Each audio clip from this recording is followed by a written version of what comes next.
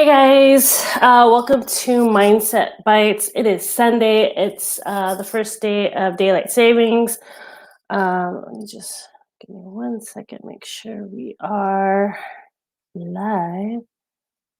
Okay, perfect. All right, so I don't have any guests today, but really what today I want to talk about is just to really talk about fertility or infertility, and share my experience of the struggle that I went through. So full disclaimer, um, I am not an expert in infertility. I'm going to tell some statistics, but not in any way is any of this. Um, this is just purely my experience and what I went through. And if you're inspired, really what I want to share my story so that other women who go through infertility feel that they're not alone, because it was a place where I was and I felt so alone. And it wasn't until I started sharing did the realization that I went through this whole struggle of infertility and I wasn't alone, but no one talks about it. And I want to talk about it, and I want to not expose it, but just make it, um, just give a voice to an experience that has went through it. So those that are either going through it or have went through it, um, find comfort in knowing that they're not alone. So if you're viewing it, hashtag live in the comments, hashtag replay for catching this on the replay. And I'd love to hear where you're tuning in from, and any comments about what I talk about. If you went through the struggles, or, whatever, smash some hearts, send me some love, because it is a topic that few people talk about. And so why is that? And it's in our society, like, I find it so odd that we talk about sex, we advertise sex, but okay, and we have a class for health class in high school, but we never really talk about what it is to be what fertility is for the first and foremost, and then to talk about what causes or what is infertility, what is infertility, and what is the causes for that. So first, I did some um, research, and I just wanted to share a couple of statistics with you before I jump into my story and kind of share, what I have gone through. So, so 1 out of 8 couples experience some sort of infertility. So it is common, and so 1 out of 8 couples that has experienced some sort of infertility. Amazing. So that's roughly like 7.3 million American women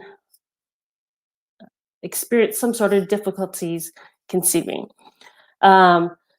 When you're over the age of 35, it's going to take you at least 6 months to conceive, just depending on your health, and just being the age of being over 35, there's more obstacles to face. And then if you're under 35, it takes about a year, is the statistics that I'm sharing, for them to actually conceive.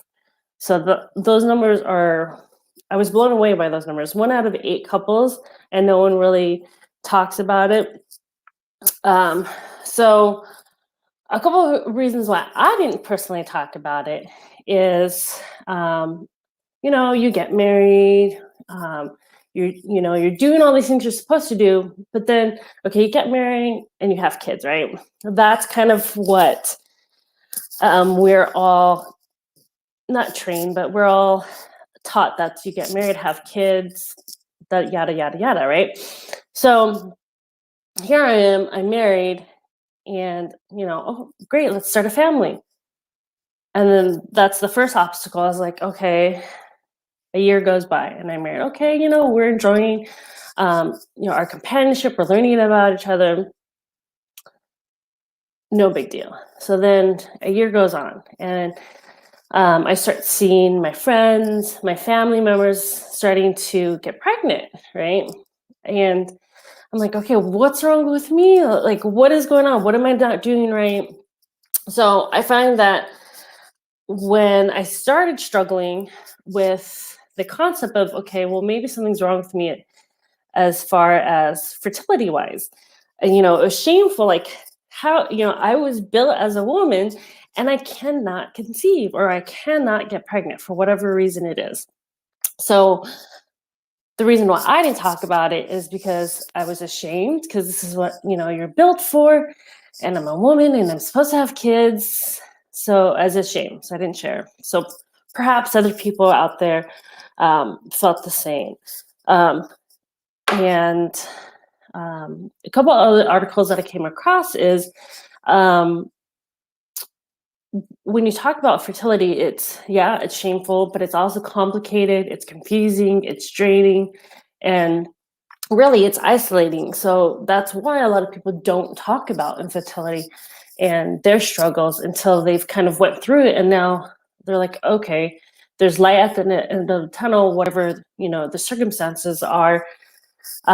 There's some sort of resolution at the end. So that's kind of what I didn't talk about it in the beginning, and a couple of the articles and blogs that I came across are share that one of the top reasons why people don't talk about infertility is, you're ashamed. The whole process is complicated, and we'll kind of go through what I went through.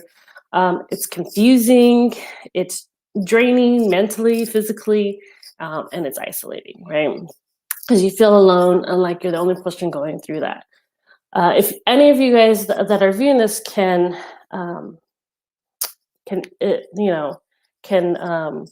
resonate with what I'm talking about, please let me know. Smash some hearts that whether you went through it or you saw a friend do it or go through it. But why as a society we don't really talk about fertility or infertility. Okay, so I've been married a year, didn't know, okay, how long does this take? So of course, any person out there starts, looking at articles, how long does this take? So I started to do, the fertility diets. There's articles on, what position you're supposed to do it in. And, after your position, how to position yourself and stay that way so that, the whole process of insemination happens. So mind you, so I'm dieting, I'm trying to figure out, there's all these, getting into the right mindset as far as conceiving, just being positive. What else did I try? So dieting, exercising, losing weight. I prayed and prayed. I read books, got in the right mindset, started tracking my ovulation, and it became more of a chore than rather just a blessing that you can even conceive. So so the year went by, a year and a half, and I'm like, okay, let's get tested.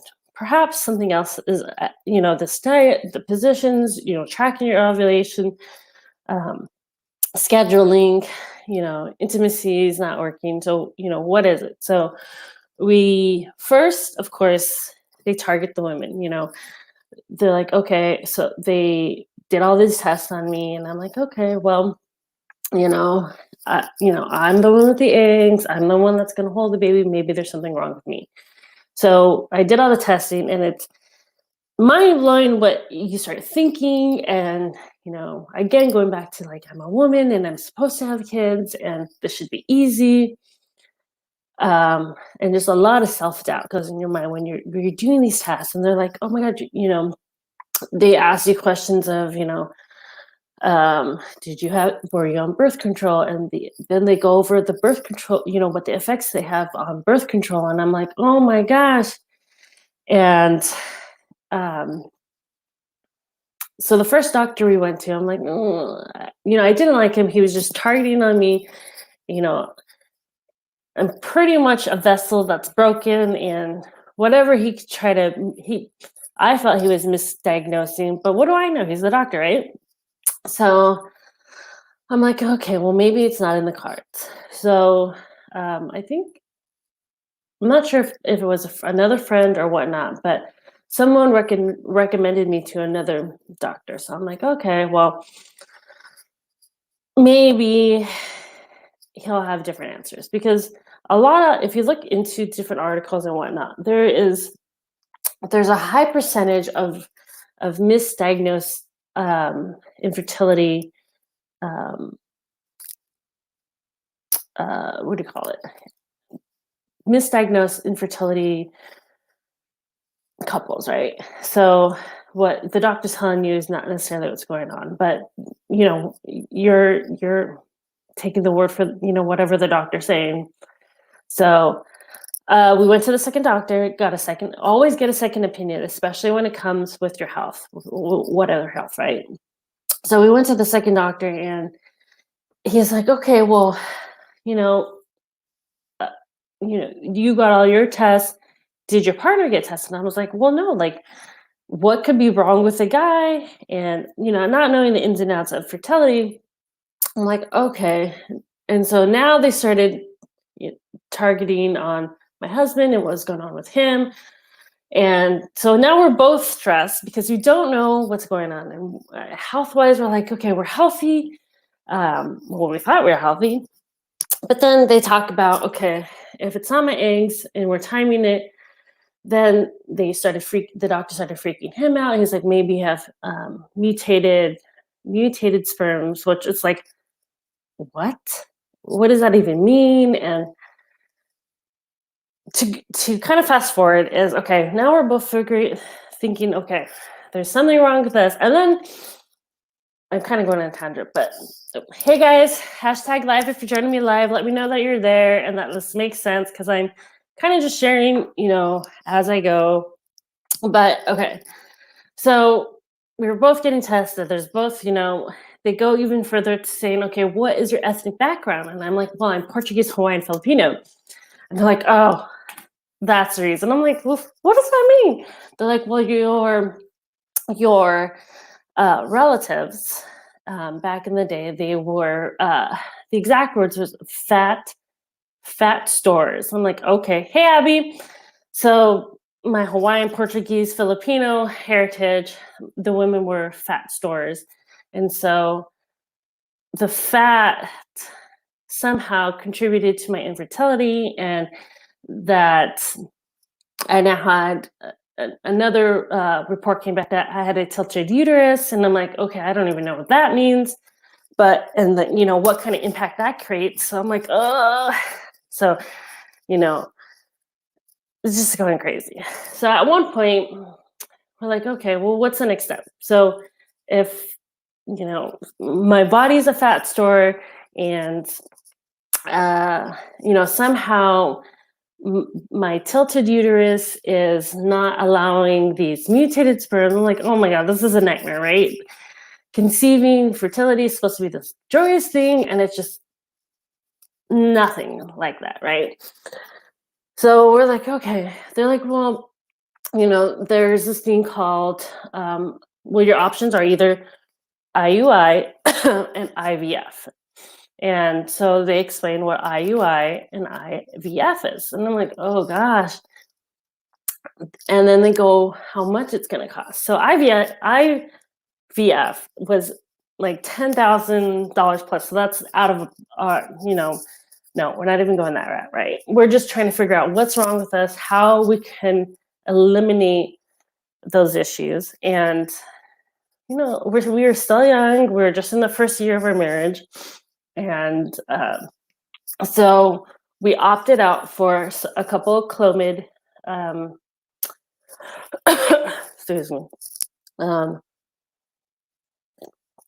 we opted for a couple of Clomid, which is they inject Clomid hormone into you, and it helps the woman. So it was for me, produce more hormones to release more eggs. So when you do Clomid, your chances having multiple kids increases, because now you're not releasing one egg, but you're releasing multiple eggs, just depending how your body reacts to the Clomid. And I'm like, okay, so now we're worried about not being able to have kids, to now having several kids if this works. And I'm like, okay, it was a couple $100 for each shot. And we're like, okay, let's just try it. And we tried it and it started working. So I think we did 3 rounds of Clomid. And the third, sorry, my throat. So the first round didn't, they also had us track ovulation, and we tried and we did everything that the doctor said. The first round didn't work. The second round didn't work. We're on our third one now. And we're like, okay, we're going to take, this is our last round of Clomid. What is the next step after that? They're like, well, we compare the COVID with the IUI, which is, so the IUI is the intrauterine insemination. So it's not an IVF where they actually put the sperm in the egg. This is trying to time it with your releasing of your eggs at the same time, trying to shoot the sperm up my uterus at the correct time that they're trying to figure out when my eggs are releasing. So I'm like, okay, let's try it.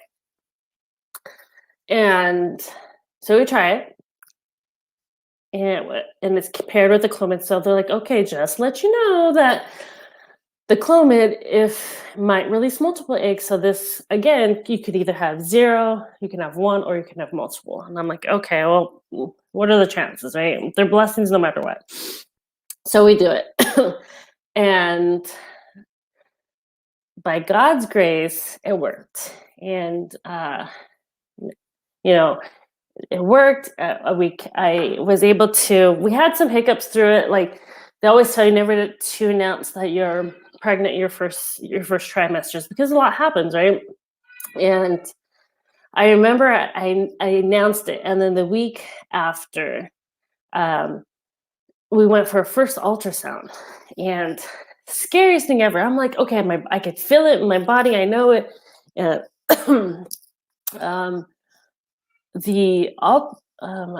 forget the correct term, but the guy who is administering the ultrasounds, like, he doesn't say anything, and he can't see anything, he can't hear anything. But I swear, and my husband too, both of us were like, we saw something on there, but he was being weird. The technician was being weird, and he wouldn't say anything. And so, he's like, I need the doctor to come in. I'm like, okay, like, that's freaky.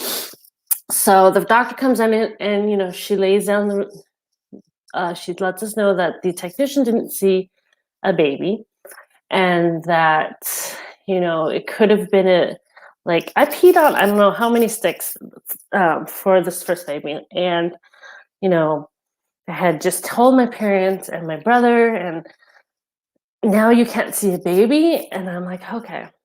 So it was like the worst week of my entire life, was not knowing. I saw something, my husband saw something, and it was a whole week. They had to take blood tests, and then lo and behold, the next week I still showed that I was pregnant, and we went for another ultrasound, and there was our little jumping bean.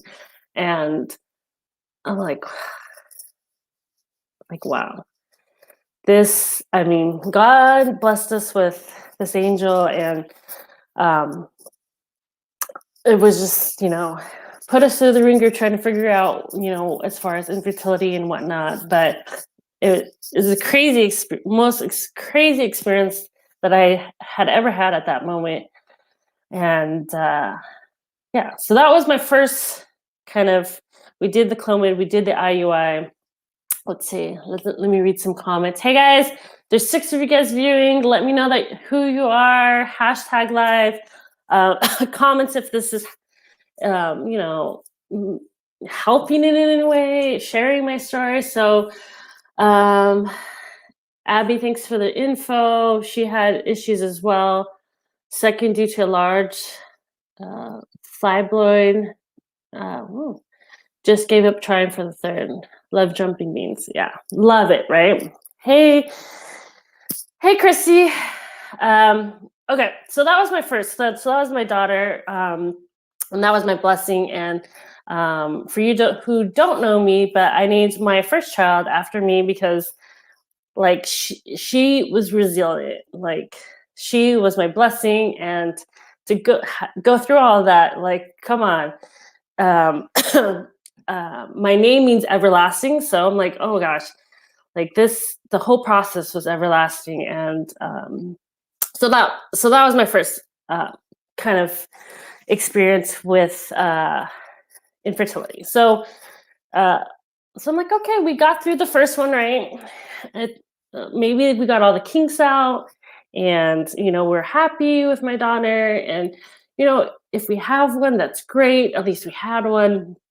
But hey, Carissa, hey, Phyllis, let me know if you guys have questions or comments. Leave them in. Smash some hearts if this is resonating with you. And okay, so let's go to my. I think when I do share this, a lot of people are more interested in how I overcame my kind of second chapter of fertility, I guess. So still, I haven't really shared much about with my family that I went through Clomid treatments. I went through IUI, nothing. So my daughter was, I think she was 3, and me and my husband are like, okay, well, I'm getting older. I'm in my 30s, my mid 30s, and hey, May, let's try for a second one, right? Because I'm not getting any younger. If we're going to do this, let's do it. So again, I started dieting, I started exercising, we started tracking my ovulation again, and nothing. I'm like, are you kidding me again? Like, come on. And I probably, a lot of research out there says I breastfed my daughter, and they're like, well, if you breastfeed, you're more likely to conceive your second child faster, right? Because all these hormones and your body is ready and blah, blah, blah. So I'm like, okay, let's just get the show on the road. And it was difficult again. So we're like, okay, well, the Clomid worked last time. Well, the Clomid paired with the IUI worked last time. So let's try it again. And I'm like, okay. So we try it. Holy moly, it's 7:24. So we try it again, and we do the Clomid, and we're like, I think we did Clomid, I think, again another 3 times, and it didn't work by itself pairing with the timing of ovulation. So we're okay. We're like, let's just go straight to the IUI. Maybe we're going to be lucky for the second time. And so we did the IUI again, and it didn't work. And we are already in, it's expensive, and a lot of the fertility treatments out there aren't covered by your health care. So, we're like, okay, well, do we try again and spend another, the IUIs are like thousands of dollars, but they're not quite as expensive as an IVF. So we're like, we'll try it once, and if it doesn't work, then it's not meant to be. I'm like, okay, we have one, not a lot of people who experience infertility even have one. So, who are we to ask God for more, or, let's just be content. So we try, and it doesn't work. Devastation. Not being able to tell people or talk to people, it was even more difficult. So that's more isolating. And so a couple months go by, and one of my friends tells me her story, and I'm like, oh, no one ever, I was down, and she's like, I she had a kid very young, and when she finally found the man of her dreams and married him, they were having trouble. And I'm like, and she shared this. I was like, oh my God, no one has ever shared their fertility journey with me. No one has ever even spoke about infertility. So, I was like, okay, well, maybe, she's an angel talking to me or whatever, but I needed to hear her story.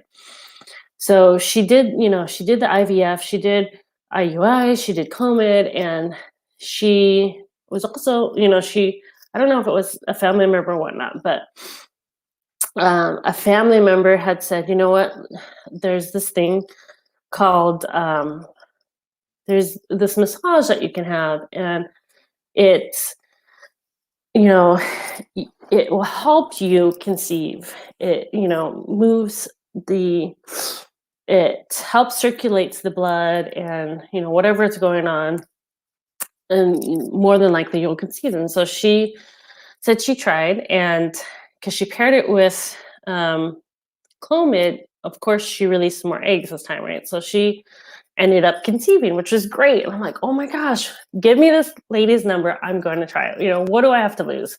How much does this cost?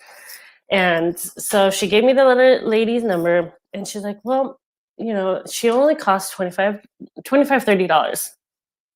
Mind blown. I'm like, this lady, um, uh, in the Mexican culture and the Filipino culture, I'm not sure if they're called the same things, but sobada, I'm probably pronouncing it wrong, but they're like, some of them call them the medicine women, whatever it is. But I'm like, okay, well, what does this massage consist of?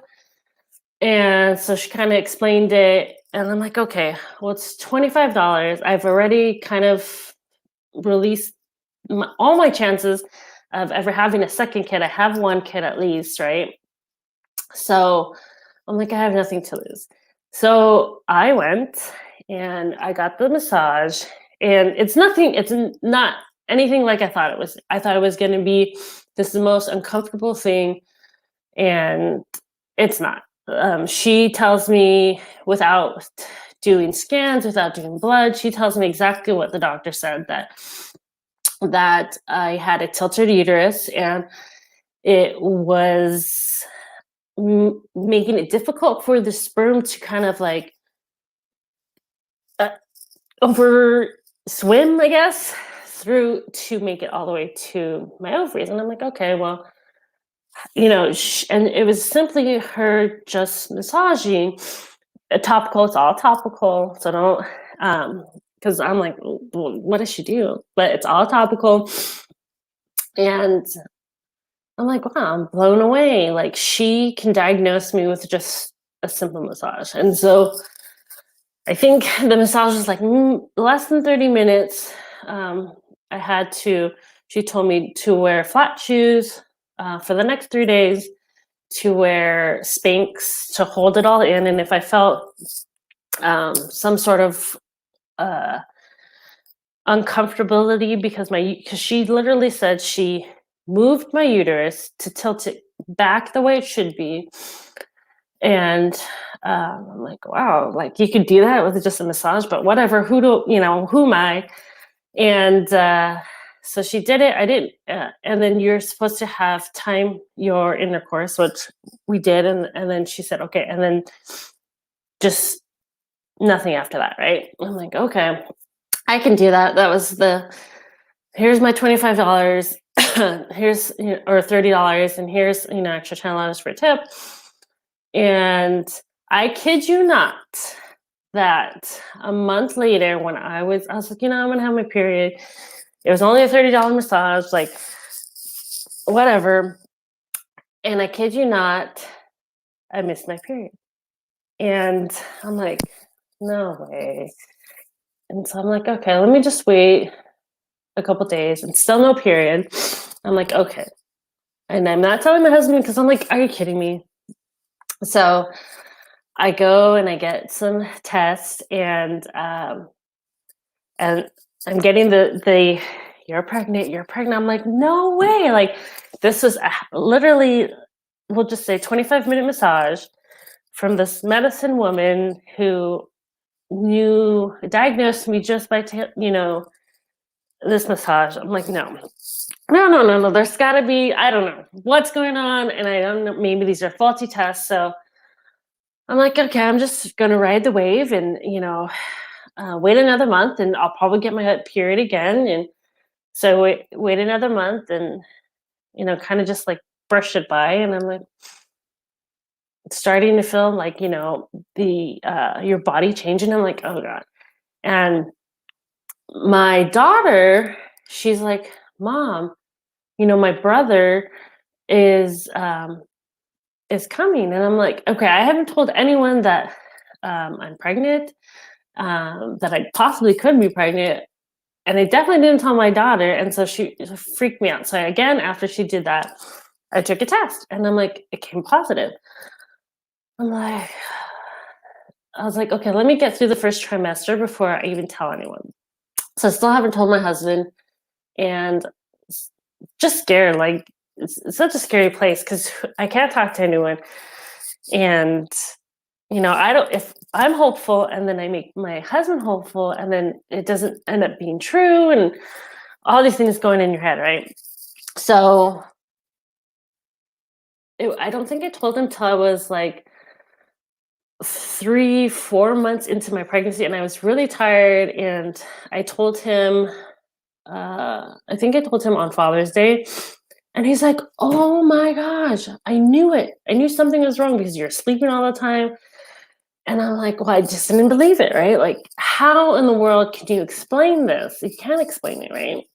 And then, my daughter freaking me out with her having some sort of like knowledge that she knew I was pregnant without me even telling anyone. And it was just, I was in awe. So, long story short, I had my son. Um, uh, I had turned 35 when I had my son. And so that's a huge another other topic about what kind of tests you go through when you turn 35 and have a child. That will be an entirely different topic or evening to talk about. But um, yeah, so that is kind of my fertility stories. If you guys have questions, let me know. But yeah, like, a lot of people say just let it, just let go and it'll come. And there's diets, and you know